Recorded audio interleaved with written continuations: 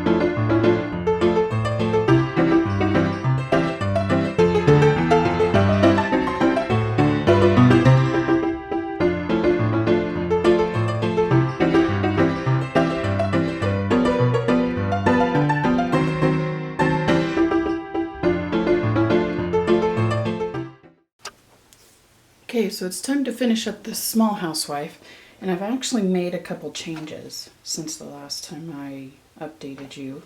I have the lace pinned back, and I went ahead and pinned on the ribbon so that when I add the binding, it's enclosed in the binding.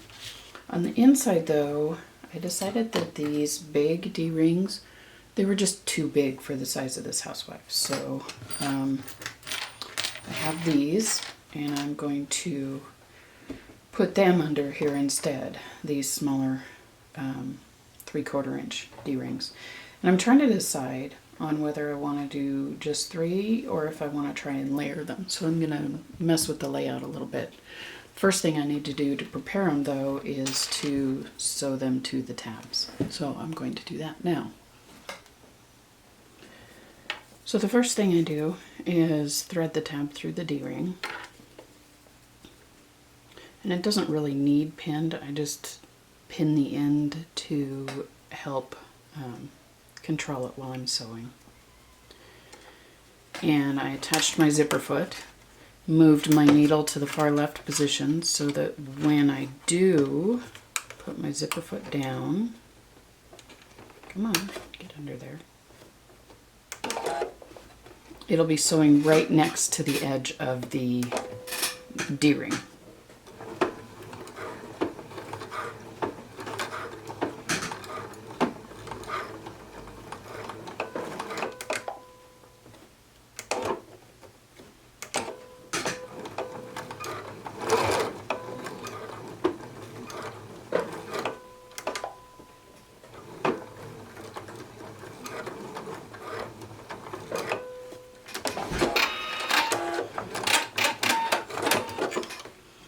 Cut the thread, and then this tab, the length of the tab gives me a lot of fabric to hold on to and manipulate when I'm pinning this into the housewife.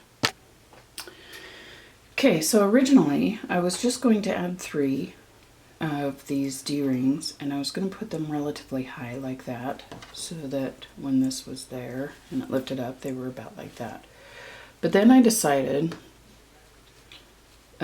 with some input from Todd, I think I'm going to actually lower them so they're longer, the tabs are longer, and then I'm going to go ahead and also add 2 more so that I actually have 5 D-rings in here. The original larger housewife had 6, but I think this one will look, or not look, I think it'll look just fine with 5, but I think I was worried about the lack of D-rings, so I think this will work perfect. So adding all 5 D-rings worked really well. Got them all basted in. And I'm just going to use my rotary cutter and clip off the extra edges. Then we'll add the flap and start adding the binding because we are nearly done. I think they look really nice. I was originally going to add my binding from the inside, just to make sure that I covered these zigzag basting strips or stitches, but I need to actually add it from the outside so that I stitch right along the edge of this lace here and don't catch the lace in the binding. And actually I'm thinking I'm probably going to need to pin this section back too, just in case. I do mark 1/4 of an inch away from each corner just so I know where to stop stitching to turn my corner. And then I also pin the diagonal.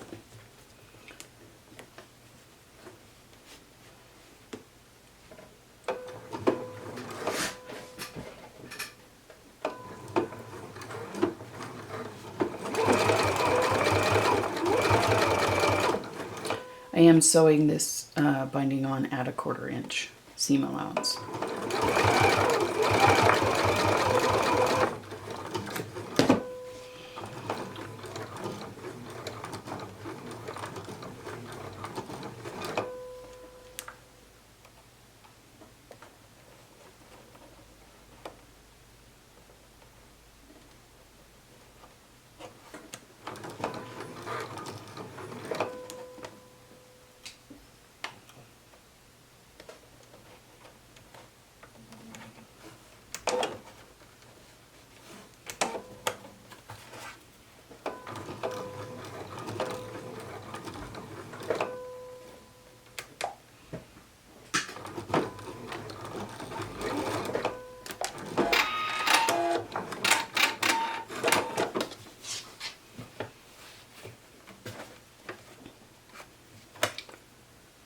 So now I fold this up so it's on that same angle that I had the pin at, and then fold it down like that.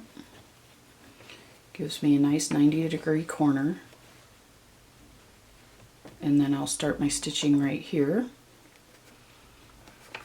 I'm basically pinning that exact same angle. It's a 45-degree angle. So I know where to start my stitching.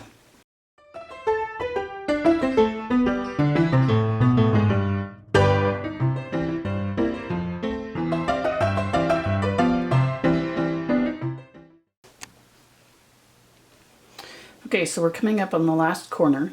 So what I'm going to do is just barely round the corner, and then I'm going to find a spot to meet these two ends and seam them, and then I'll finish that last little section.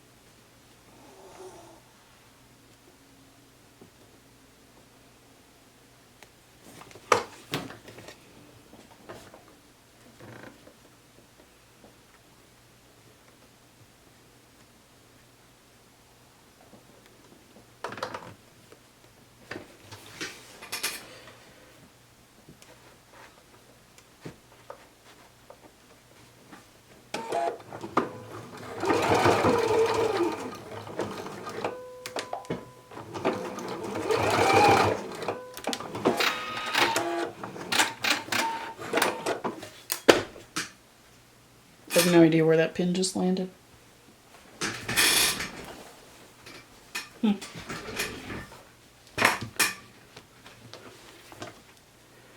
So now, take these, find a good spot for them to meet.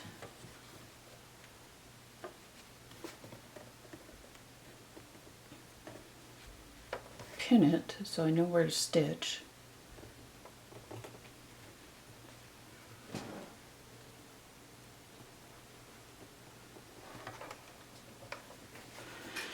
And then this gets a little fiddly because you want to open up both folds.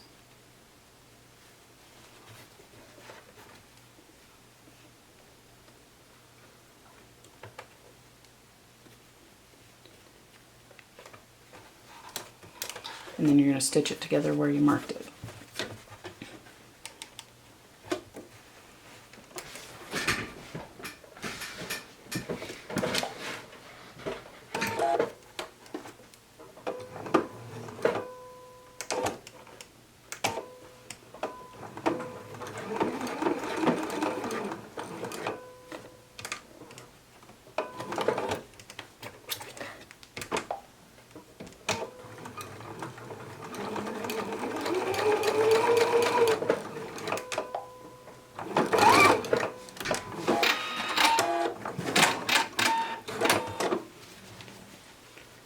Make sure it fits, which it does.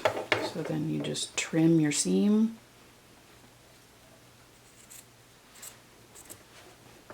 I realized my hands were probably in your way doing that. Trim the threads from that seam. And then I just kind of finger press it over. Take my fold back over, and then I'll finish attaching this side of the binding right here. And luckily there's no corner to deal with, so we can just finish it and be done.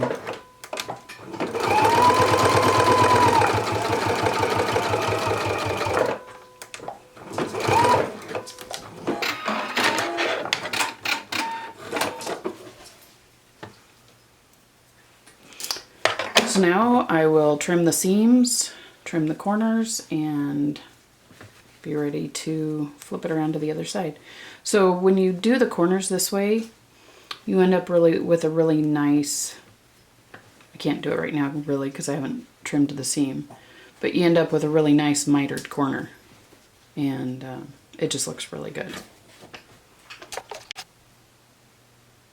Okay, so I'm ready to sew the binding, and I'm going to do it using a, well, I think it's called a ladder stitch. I call it a ladder stitch, but I'm going to try and show you how it works. So basically, I've got my thread tied off here, and it's in both layers of fabric, including the binding. So what I'm going to do is I'm going to pick up a tiny section of fabric of the linen, and I'm going to come up through the linen but not the binding.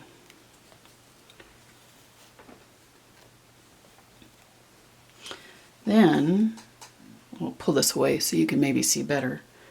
I'm going to take my needle and put it into the fold of the binding, travel along the fold,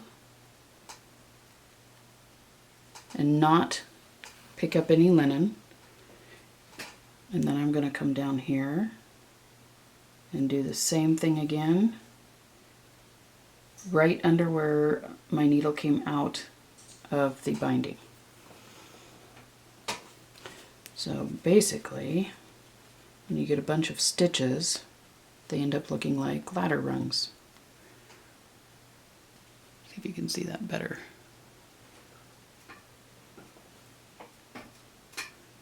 Yeah, there you go. And then you can just pull it tight, and the binding is attached. I'm taking pretty tiny stitches, especially where the layers of fabric are super thick, like this, where the D-rings are. I took super tiny stitches there. So here we have this final housewife. It is smaller. It's exactly half the size of the other two. When folded up, you can kind of see here, it ends up being just over 3 inches, and it's 7 inches tall. Closes with ribbon, and just like the others, it has embroidery on the front. And where I attached the ribbon on the back, I also just added a button just for decoration. It closes with grosgrain ribbon,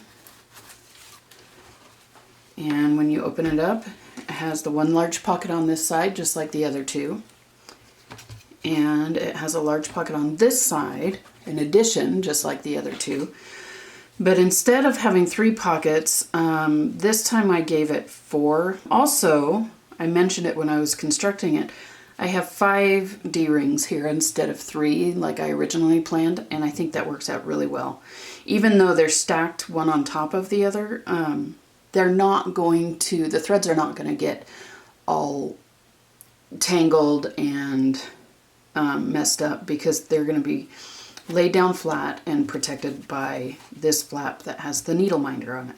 We'll start with the needle minder, and I have a couple needles that are still threaded from putting this together, so I'll just add those in here. This needle minder is also a good spot to put a few extra pins. And if you don't know how to attach threads to this, it's pretty easy. I just take a length of floss, fold it a few times, and then you get it so you have a loop in one finger and the free ends in the other finger. Thread the loop through the D-ring, grab the tail ends and just pull, put it under the flap.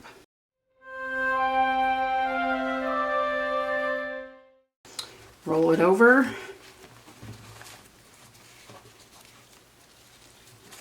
and tie it closed.